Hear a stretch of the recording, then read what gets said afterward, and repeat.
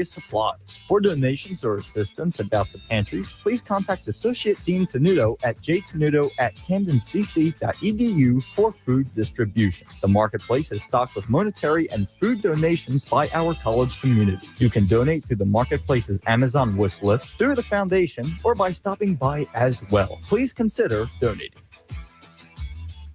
Did you know that Camden County College has a job board? If you go to collegecentral.com/CamdenCC, you can register and be matched automatically to jobs via Job Agent. They have tools such as an online resume builder, career-related announcements, career-related articles, and more. Just visit collegecentral.com/CamdenCC to sign up.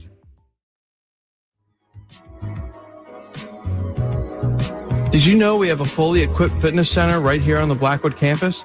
It's true. Located inside Papiano Gymnasium and attached to the basketball court, the Wellspring Fitness Center is dedicated to serving all the health and fitness needs of Camden County College in a welcoming and supportive environment. Our staff of skilled professionals will help newcomers and gym rats alike to reach their goals and to develop a positive, healthy future.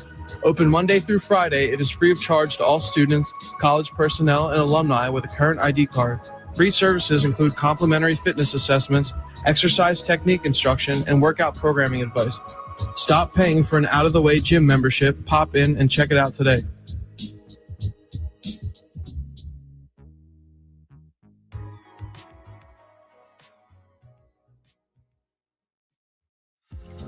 What is the Educational Opportunity Fund, or EOF for short? The Educational Opportunity Fund community fosters academic achievement, personal growth, and leadership skills that last a lifetime. Academic and financial benefits include personalized academic advising, financial assistance, free college prep summer programs, career exploration, goal planning and leadership development, workshops, tutoring, and more. Just go to camdencc.edu to find out more.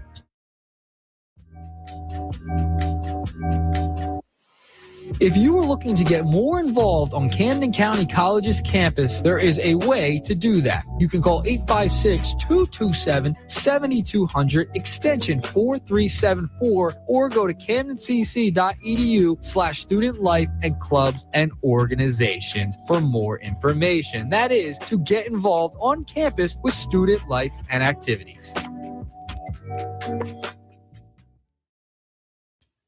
We are back from the break here at 91.5 WDBK-FM here with your host, Edel, Lara, Medina, here at the 12 o'clock Midday Madness Hour. Now, here currently at Camden County College, the weather is currently 37 degrees, cloudy skies with a high of today of 41 degrees. And we're going to pivot from the NBA to the MLB. We're going to be talking about the National League East, especially here with the potential opening day lineups released by MLB.com. And we're going to be talking about the Braves to start out the segment here. And we're going to be talking about the leading hitter would be Ronald Acuna Jr. We're going to have Jerickson Profar at the 2 spot. We're going to have Matt Olson at the 3 spot with Austin Riley here at the 4 spot. And then they have electric players also at the bottom of the lineup with like Michael Harris. It's very exciting to see what this Braves team's going to do. I think this is a very competitive Braves team. This is not the same team from last year. I believe they're going to get missing pieces that are finally back this year, and they're going to make this division even more competitive than it was last year.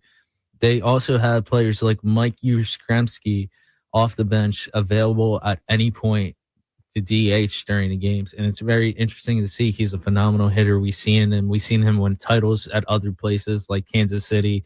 And it's going to be a very hard lineup in order to compete with. And then the rotation, we got players like Chris Sales and then Spencer Strider that can't be overlooked. They are phenomenal pitchers that do the job each and every time they're out there. And it's just phenomenal to see what to do. They do. And then we got Lopez returning from shoulder surgery with Holmes' elbow has structured concerns. It's going to be very interesting to see what they do in the pitching rotation. However, I think as far as hitting-wise and defensive-wise, they're going to be able to compete with the very best the MLB has to offer. Now we got teams like the up-and-coming Marlins. The Marlins are a very interesting team to see here. They got players in that bullpen like Sandy Alcantara. Alcantara had a very down year compared to his previous outing from the season prior. However, I think it was probably just a 1 year absence. We're going to see him in WBC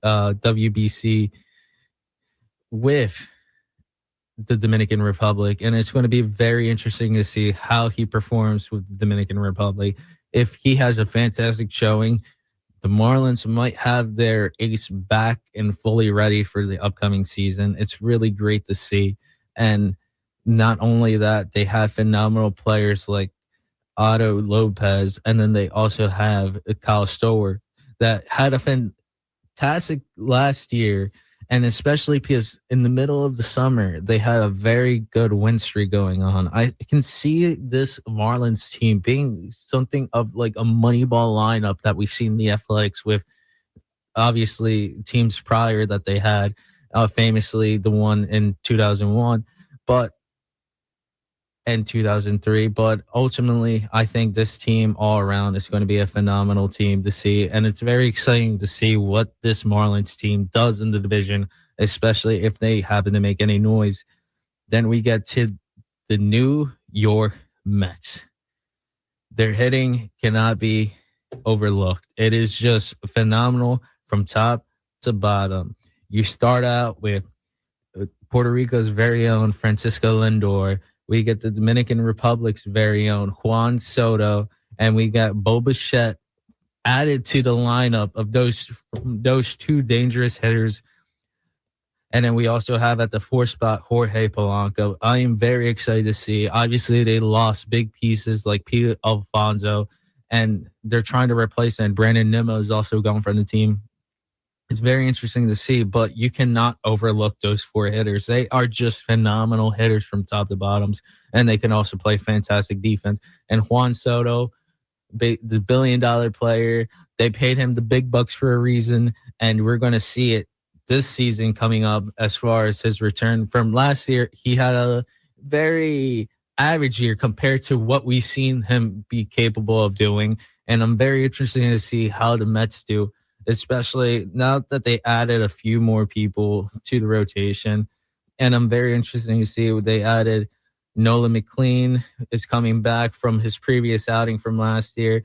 And then they also have Sega back there as well. I'm very interested to see what the Mets do this season. It's going to be a very hard division. And then we got the Nationals, and then they start out with CJ Abrams. And then next up is Dylan Cruz with James Wood at the 3 spot. A very, very scrappy lineup. I'm very excited to see what they do all around against the rest of the division. And it's very interesting to see because now we got the Philadelphia Phillies. Now, here is the interesting part. Here is my problem with the Philadelphia Phillies. Before we get to the lineup, I think they have a fantastic team. This team is very capable of doing very well and winning a lot of games. However, it's hard to see because most of the teams in this division got better. The Philadelphia Phillies have not acquired anyone added to the team in order to try to make the team better. I think these players are fully capable of winning now, but we've seen during that Dodger series, much of those stars like Bryce Harper, Kyle Schwarber were a complete no-show. And I'm very excited to see because as an avid Philadelphia Phillies fan, I really want this team to succeed. I really want them to be in a position to win the World Series, but it has to start with these 4 players. Trey Turner has to do his thing this year. Aside with Bryce Harper, we've seen all the things him and Dombrowski been going back and forth about his status of being an elite player in this league, and maybe to a degree, his time of being an elite player has pretty much come to an end, but we cannot overlook the player that he still is and can be for the Philadelphia Phillies. He can still be a phenomenal player that gets in on base, that can put the team in a position to win. He just has to be more consistent, especially during the playoff time. I think there's stints where he just goes without a hit for maybe 2 weeks, and then 1 week it just clicks all together and he's just hitting it ball after ball. But in the playoffs, it kind of feels like sometimes he gets in a little drought. Maybe it's not all his fault because during some of those games he's just getting ball after ball, and in the balls he does get in the strike zone, he's trying to homer off of them. So it's very, very sweet most parts for Bryce Harper, but I have him having a fantastic comeback year, and I'm very excited to see him perform this year. Aside with Mr. Schwarbaum, Kyle Schwarber, back at the 3 spot of the lineup. He was last year a leadoff. We got the lead up Schwarbaum for a while, but I think it's ultimately time to put Trey Turner up there at the 1 just to have a person on base right off the bat. And once Kyle Schwarber comes up the bat, instead of a 1 score lead, it's a 2 score lead now with Trey Turner up there.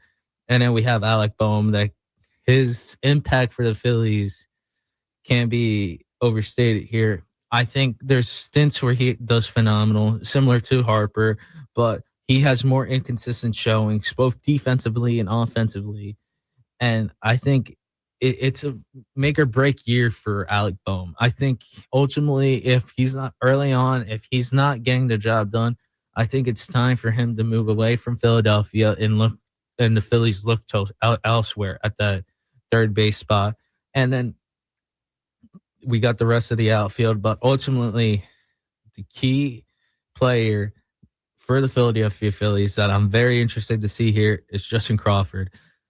So much talk's been about him for the past couple of years in our farm system, how he has been developing into a better and better player, how he just continues to elevate. And this Phillies team has been looking for a person at the position for a very long time.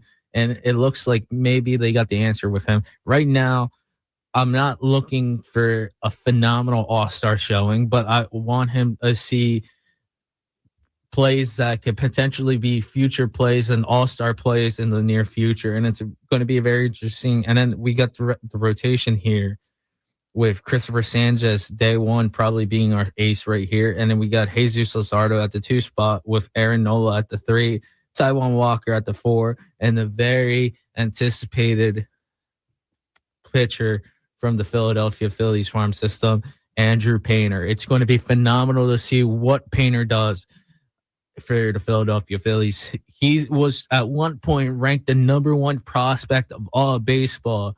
He looked like the for sure future ace of Philadelphia. Obviously, he got injured. That's not entirely his fault, and he's coming back from that injury. But now that he's fully healthy, we're ready for him to step up this year and be a crucial part to this team and potentially winning a World Series. And then we got Mr. Zach Wheeler coming up from injury sooner rather than later. It's very interesting to see when he's supposedly going to come back for the Philadelphia Phillies. But for right now, I think we just rest him for now. I think the starting rotation is good enough to win now right now. And then once he's fully healthy, you implement him back slowly but surely back into the lineup. And ultimately, biased here, I'm going to take the Philadelphia Phillies to win the division. Yes, I know it's not really a surprise there, especially for me being a local kid from the area. However, it's going to be harder. It's going to be very hard to win this division this year. I cannot overstate that enough. I think the Mets are going to do a very good job in making this division very competitive. And I also think the Marlins and the Braves are going to make it competitive.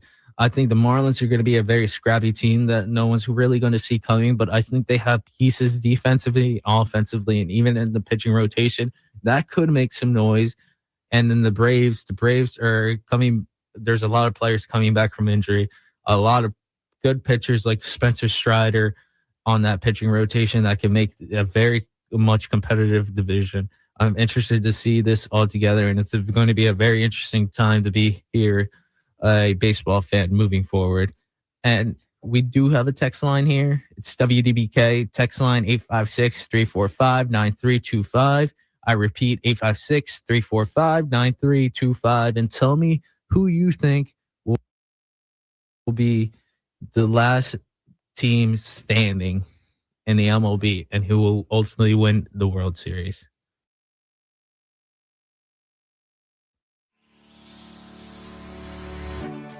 Did you know that Camden County College has a volleyball club? Well, if not, you are in for a treat. This gives students the opportunity to build strength, improve cardiovascular health, burn calories, enhance hand-eye coordination, increase flexibility, and social interactions as well, all while having a blast. The volleyball club runs Mondays and Wednesdays from 2 p.m. to 3 p.m. through Monday, December 1st, and is located in the Papiano Gymnasium. Membership applications and physical forms are required, and you can contact the club advisor, Drew Jones Edwards, for more information at djonesedwards@camdencc.edu, or you can come in person to the office at Papiano Gymnasium, Suite 100D. And remember, if you want to get in a workout while having a blast, well, remember, the volleyball club is here for you.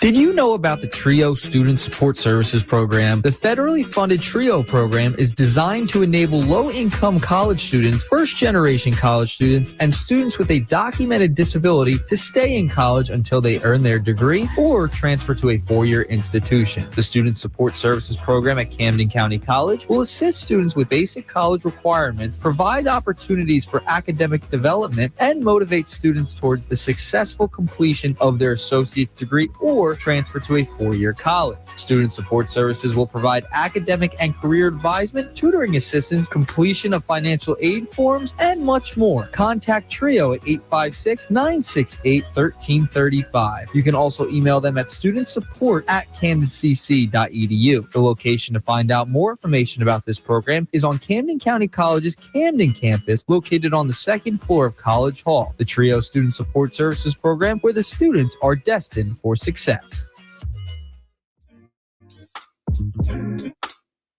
Camden County College has a dental hygiene program. Our dental hygiene clinic is located on the Blackwood campus, where they offer preventative care. Services available include digital x-rays, deep cleanings, fluoride treatments, nutritional counseling, tobacco cessation, plaque control, digital scanning, and comprehensive periodontal evaluation. Patient care at the clinic is managed by experienced dental hygienists and monitored by supervising dentists. The clinic is located in Halpern Hall on the Blackwood campus and is open Monday through Thursday. Please call 856-374-4930 for more information on how to schedule an appointment.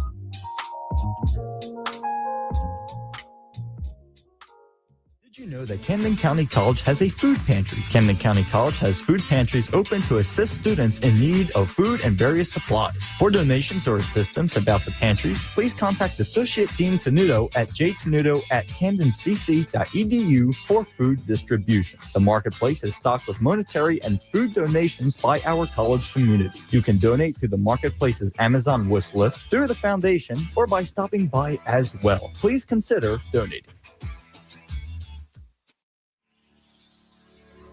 Did you know that Camden County College has a dental hygiene clinic? Located at Halpern Hall Suite 107 on the Blackwood campus, the clinic is here to put a sparkle in your smile, with hours being 9 a.m. to noon, 1 to 4 p.m. on Mondays and Wednesdays, and 12:30 to 3:30 p.m. on Thursdays with no morning hours. Remember, these services are offered by appointments only. You can contact the clinic by phone at 856-374-4930. Once again, 856-374-4930 for a smile of a lifetime.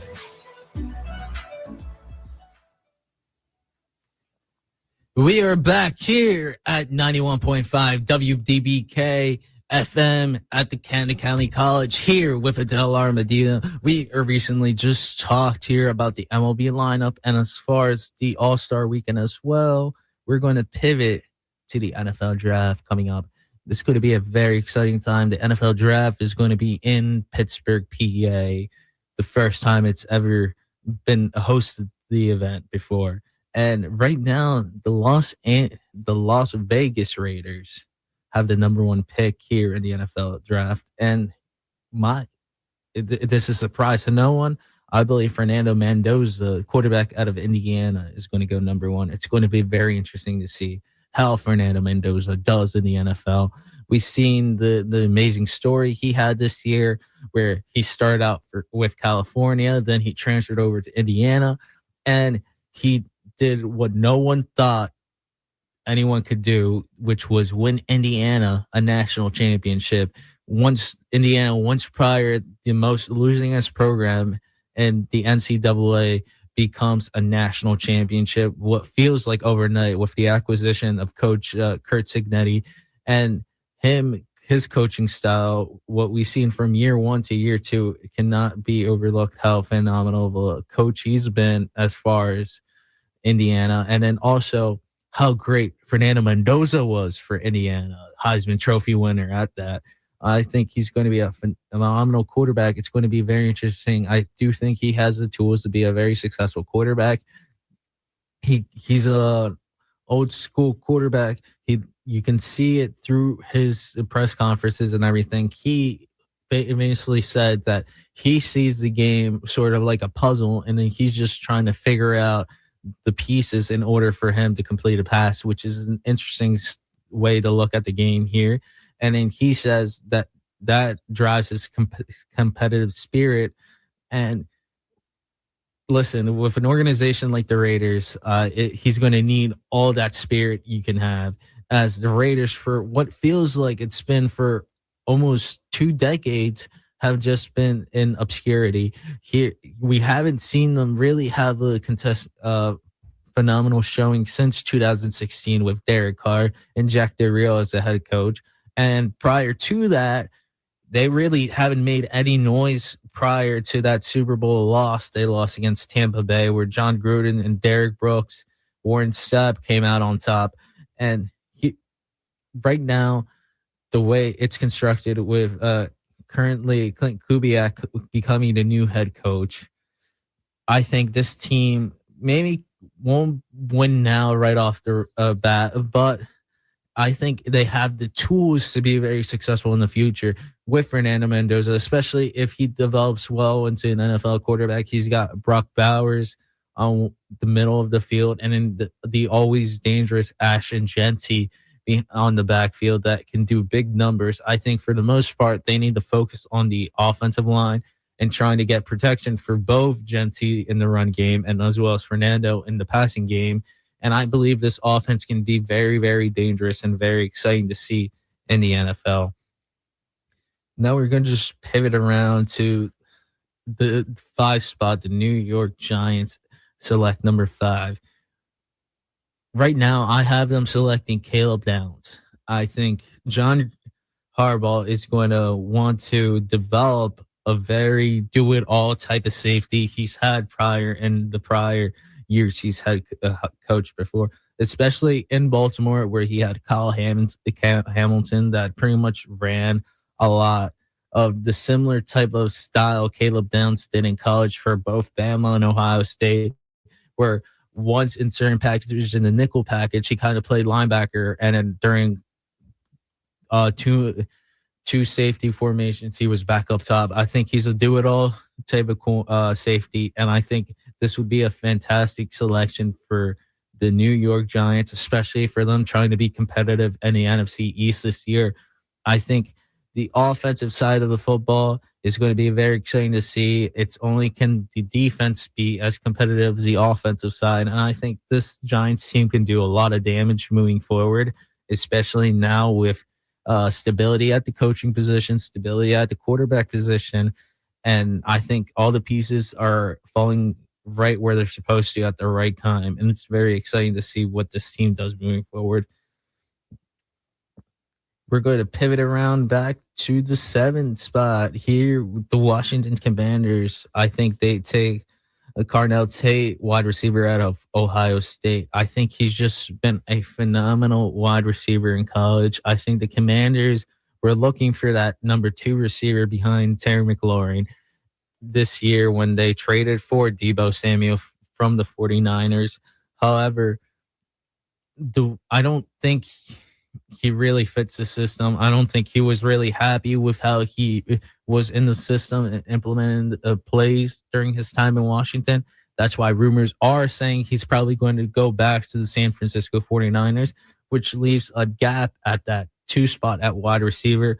And I think ultimately Carnell Tate takes that spot. I think that not only is he an electric wide receiver, it's going to be very fantastic to see what that offense does with a healthy Jaden Daniels. We've seen his rookie year, what potentially he can do, which was take the Washington Commanders to the NFC Championship game. And I think with the acquisition of a potential number one receiver besides Terry McLaurin will do big numbers for both the Washington Commanders and his quarterback, Jaden Daniels. Now we're going to go to the 9th spot. We got the famous, beloved, and hated Kansas City Chiefs at the moment. I have them selecting the electric running back out of Notre Dame, Jeremiah Love. He has pretty much held every running back record this year in college football. He was an electric player. He was at one point felt like averaging over 120 rushing yards per game, and he was probably scoring 2 to 3 times a game. He's a very electric running back, a phenomenal running back under that style of running back in offense ran by Marcus Freeman and Notre Dame. I think this is going to be an interesting selection here. I think right now Mahomes is hurt. Hopefully he gets healthy. He's such a phenomenal player. I don't want to see him hurt. And the NFL is better when he's healthy and he can play games in the league. But when he comes back, he's going to have a new weapon, and his name is going to be Jeremiah Love, as he is not only a threat in the run game, he's a threat in the passing game. And that's going to be such a key component for the Kansas City Chiefs to return back to the Super Bowl. As last year we saw a team that didn't even kind of resemble teams prior by how bad they were performing. However, the defense for the most part is pretty much great. They played a fantastic year last year. I felt like they had a fantastic showing last year against very competitive teams. It's the offensive side that we haven't seen from years prior. The regression in that, especially with the aging Travis Kelce, we just need the Kansas City needs a new player in order to fill that spot, especially right now, the scoring spot for Patrick Mahomes and the rest of the offense, who is going to step up and be that number one player that the team looks to and gives targets to in order to try to win games. And I feel Jeremiah Love is going to be just that. And I feel like with a healthy Mahomes, especially theoretically, let's just say he decides to rest out the year, get as healthy as possible, that pick, that Kansas City pick can potentially be a very high Kansas City pick. And not only are you adding Jeremiah Love, there could be a potential. We can live in a world where the Kansas City Chiefs acquire Jeremiah Love, and in the following draft, Jeremiah Smith paired up with Patrick Mahomes coming back from injury. And that would potentially, because of the talent on that offense, would potentially break the NFL by how great that team could potentially be, especially with Andy Reid play calling on the sideline. I'm very excited to see. And then we're going to pivot to the selection at the 10th spot. And the final selection we're going to be talking about today is Ruben Baines Jr., edge rusher out of Miami. And I have the Cincinnati Bengals selecting him. Right now, there was a lot of talks, just Ruben Baines fall in the draft. There was many talks about him. Maybe he has talent. He can do this and that, but maybe he doesn't have the physical attributes to be very successful. All those allegations, all those debates and everything went down the drain once a national championship came around. And during that playoff run, Ruben Baines looked near unstoppable. He was a phenomenal player. He got to the quarterback. He stuffed the run game. And the Bengals need that next man up. Right now, there are talks about Trey Hendrickson potentially being traded out of Cincinnati. And if that happens, there's going to have to be a person to come up and replace that spot. And I think Ruben Baines Jr. can be just that. I think this Bengals team is setting up for potential reemergence of what this franchise can be. Obviously, the offensive side is electric. You have Burrow, you have Chase, and then you have Chase Brown at the running back spot. And then you've seen how electric they can all be together when they're playing healthy throughout the year. But the defense has been very lackluster. If you've seen the Cincinnati Bengals game, it's probably going to be a score of 45-42, where neither offense can be stopped. However, the defense for the Cincinnati Bengals are always just letting up points. I think they need a playmaker. I think they need to start from scratch. I think Ruben Baines is going to be that player that can set the pieces for this Cincinnati Bengals team to win the AFC North and become a contender once again in order to try to win a Super Bowl and potentially bring Burrow, Chase, T. Higgins back to the big game. That would be it for today here at 91.5 WDBK, here with Edel, Lara, Medina. I'll be here every Monday at 12 o'clock during Midday Madness Hour. It's very exciting here. I'm very excited to be your host here. You have a phenomenal day, and God bless.